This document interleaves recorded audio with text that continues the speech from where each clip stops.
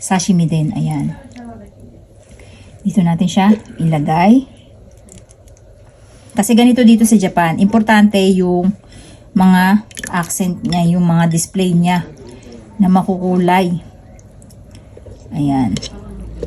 Yung lasang wasabi na gulay natin, kaya tinawag siyang wasabi na kasi kamag-anak din siya ng wasabi. Ito.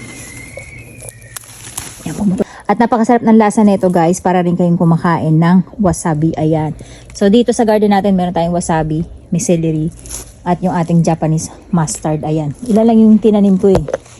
Kasi nga masyado madami yung dahon yan at mahirap kainin din dahil masyado siyang malalaki. So isa lang sapat na. Tingnan nyo naman yung dahon niya guys, oh.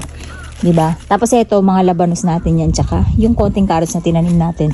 So ayun yung mga tanim natin, plus yung parang cabbage na maliliit na kalimutan ko tawag, ayun yun. And then yung mga gulay natin pang salad, ayan siya, pinapalaki pa natin ng husto. Tapos itong wasabi na natin guys, hindi na natin kailangan ng wasabi. Ayan, pambabalansin na natin siya. Dito sa Japan, kapag ka nagpe-prepare talaga kayo ng mga ganitong klase, lalo na kung sa mga kainan na restaurant na sosyal, makukulay.